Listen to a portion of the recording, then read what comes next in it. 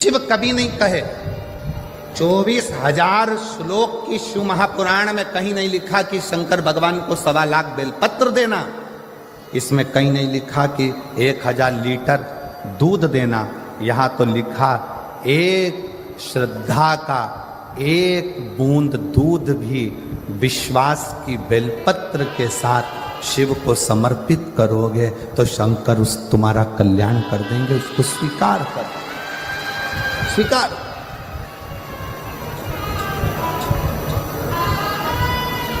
विश्वास के साथ, भरोसे के साथ।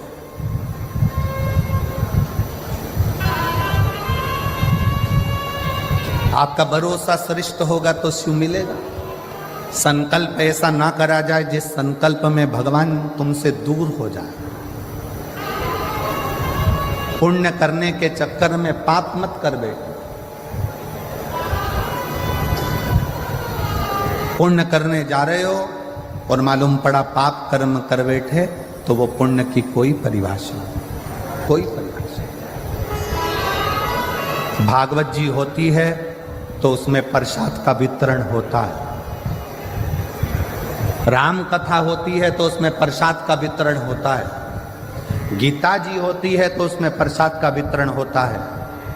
हनुमान जी का कार्यक्रम होगा, भजन संध्या हुई तो उसमें भी प्रसाद का वितरण होता है। पर शिव महापुराण में कथा होने के बाद प्रसाद का वितरण भी नहीं होता। प्रसाद का वितरण भी नहीं होता। क्यों? पुण्य करते करते कहीं हम पाप कर्म ना कर बैठे। प्रसाद कहां बंटता है? धर्म की जगह पर। किटी पार्टी में कभी प्रसाद नहीं बंटता, शादी में कभी प्रसाद नहीं बंटता, 25वीं शादी की सालगिरह में प्रसाद नहीं बंटता, गोल्डन जुबली सिल्वर जुबली में प्रसाद नहीं बंटता, तुम्हारे बच्चों के जन्मदिन पर प्रसाद नहीं बंटता। प्रसाद हमेशा सत्कर्म की जगह पर, धर्म की जगह पर, मंदिर में, कथा में, सत्संग में, पुण्य की जगह पर प्रसाद वितरण होता है। प्रसाद बांटने वाला जब खड़ा होता है प्रसाद देने के लिए, अपना वाला आता है तो हाथ उसका ऐसा हो जाता है और पराया आता है तो हाथ ऐसा हो जाता है। पुण्य की जगह पर खड़े होकर भी वो प्रसाद बांटने खड़ा है।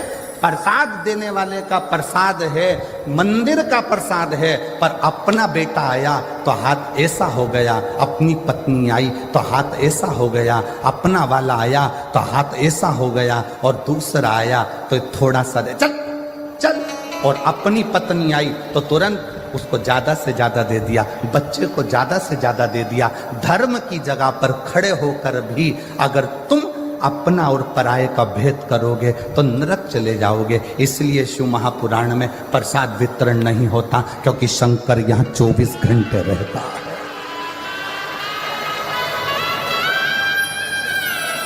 जितने दिन तक शिव महापुराण की कथा जिस पंडाल में होती है, जितने दिन तक शिव महापुराण की कथा पंडाल के अंदर विराजमान होती है, शंकर जी ने तुमरुका जी को वचन दिया है कि तुमरुका के देकर मैं आज वचन देता हूं कि जिस जगह पर शिव महापुराण की पोथी रखी होगी उस जगह पर मैं कैलाश और काशी छोड़कर 7 दिन वहीं पर निवास करूंगा। मेरा वहां निवास है। अब शिव जी का यहाँ निवास है और शंकर के दरवाजे पर प्रसाद वितरण हो, किसी को ज्यादा किसी को कम दे दिया, शंकर की दृष्टि में आ गया तो भोगना जीव को पड़े। इसलिए शिव महापुराण में प्रसाद वितरण की मूलता नहीं है। शिव महापुराण का सबसे बड़ा प्रसाद है श्री शिवाय नमस्ते। हम आप भी जपो, दूसरे को भी जपो, आप भी भजो, दूसरे को भी भजो। संकल्प ऐसा ना लो जिस संकल्प में दुख खड़ा हो जाए। 2 बूंद देसी गाय का अगर वेद लक्षणा गाय का दूध है वो शिव को स्वीकार, केमिकल का दूध शंकर को स्वीकार नहीं, शंकर को स्वीकार नहीं।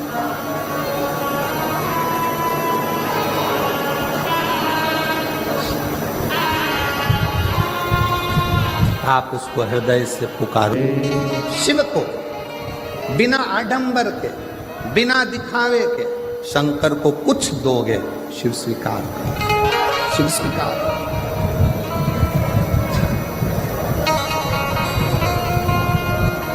शिव ने उसको स्वीकार किया।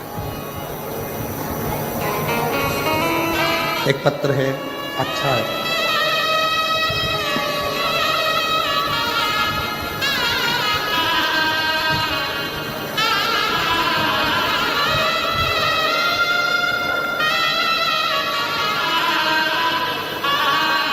फिर भी कोई लाभ नहीं हुआ। मैंने कथा को सुनना पहली बार 2020 में चालू करा। फिर आपकी कथा सुनकर मेरा मन हुआ, आप कहते हो कथा के पंडाल में बैठकर जो मांगा जाए वो मिलता जरूर है। मुझे 40 साल से अस्थमा है। 40 साल से अस्थमा की बीमारी के कारण मैं ना चल सकती ना कहीं जा सकती, बड़ी तकलीफ। अब करूं क्या? आपकी कथा सुनकर पंडाल में कथा कहाँ सुनने जाऊं?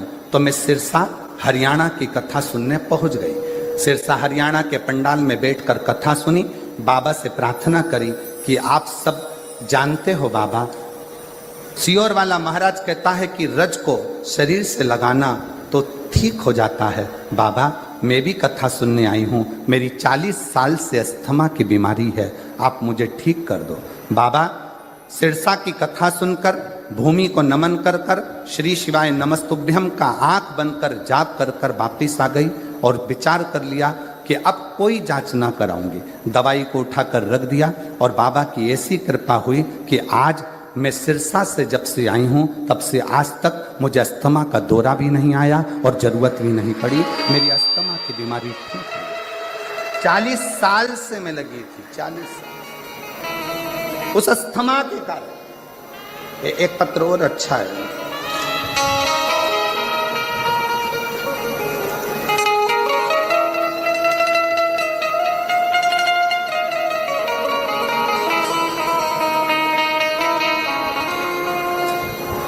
मेरा नाम राजेश कुमार शर्मा, गांव का नाम ठुकरिया सर, तहसील श्री डूंगरगढ़, जिला बीकानेर की निवासी हूँ। कहीं बैठी हो तो हाथ हिला सकती हैं। मेरा नाम राजेश कुमार शर्मा, गांव का नाम ठुकरिया सार, तहसील डूंगरगढ़, जिला बीकानेर की निवासी हूँ। मेरा मोबाइल नंबर ये है। कहीं बैठी हो या कहीं बैठे हो तो हाथ हिला सकते हैं। राजेश कुमार शर्मा, अगर कहीं बैठे हो तो हाथ हिला सकते हैं और आ सकते हैं एक बेलपत्र लेने के लिए। सबसे पहले मैं लाहौटी जी को धन्यवाद देती हूँ जिन्होंने इस कथा का आयोजन हमारे रतनगढ़ में कराकर हमको कृतार्थ किया। आयोजक समिति को भी धन्यवाद देती हूँ जो इस कथा को करवाए। गुरुजी, एक लोटे जल का मैं क्या वर्णन करूँ।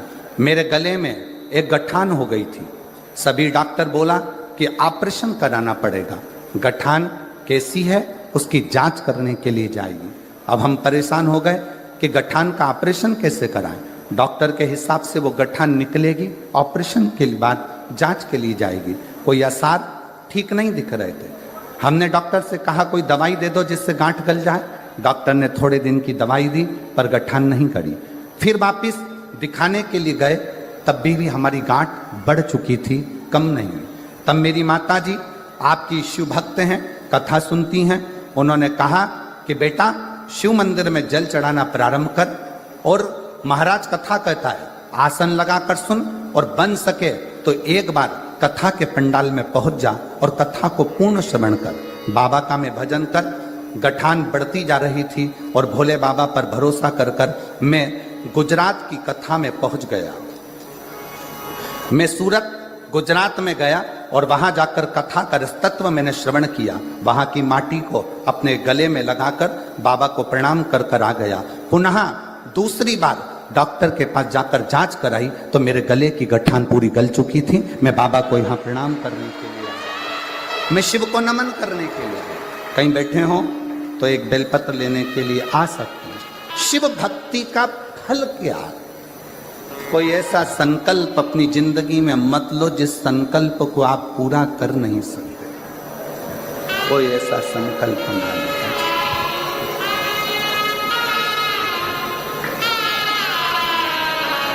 बस उसको निर्मल मन से,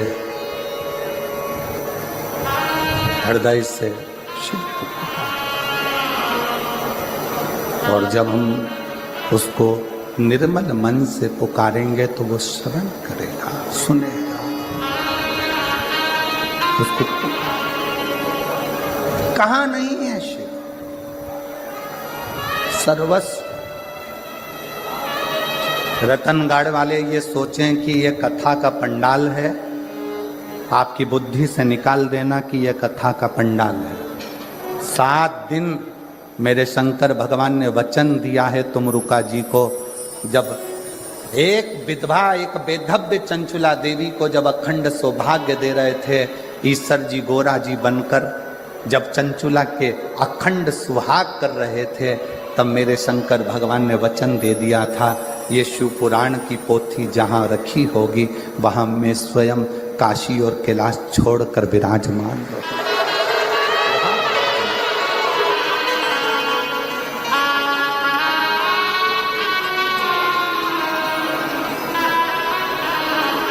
वहाँ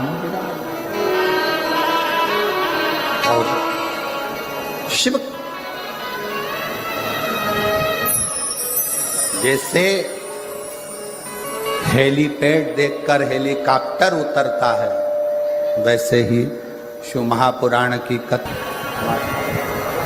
फूलों की कलियों में, काशी की गलियों में, तेरे बिना कुछ कहना, तेरे बिना भी क्या जीना, ओ भोले रे तेरे बिना ही क्या जीना, ओ शंकर रे तेरे बिना ही क्या जीना। शिव के बिना सब शून्य, सब शून्य।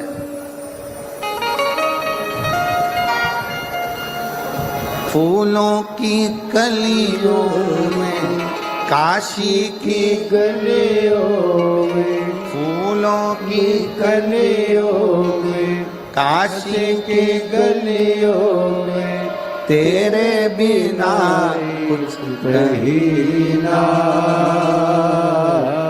तेरे बिना ही क्या जीना, ओ शंभो रे तेरे बिना ही क्या जीना, ओ शंभो रे तेरे बिना ही क्या जीना, तेरे बिना ही क्या जीना। 40 साल से अस्थमा की बीमारी थी, चलना फिरना खाना पीना सब छूट चुका था डॉक्टरों के हिसाब से, और बाबा की कृपा से अब 40 साल बाद ठीक हुई है, चल भी रही है, फिर भी रही है, और शिव कृपा।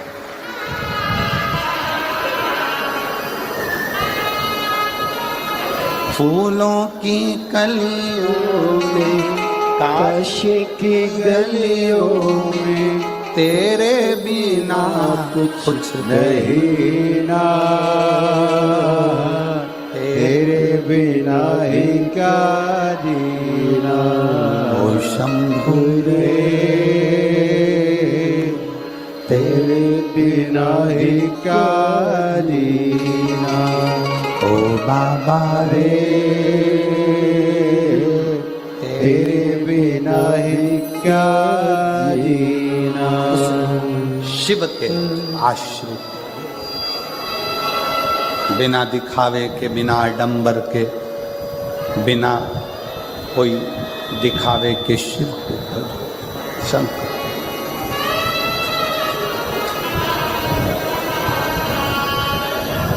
आप जितना जितना शिव की भक्ति कर सकते हो कर। एक बात और कहना चाहेंगे, आप यहाँ जितने लोग कथा श्रवण करने आए हैं, उनके भी स्मरण में होगा। अगर आप लोग कहीं दूसरी जगह कथा सुनने गए होंगे और वहाँ के पंडाल में जितने कार्यकर्ता सेवा में लगे रहते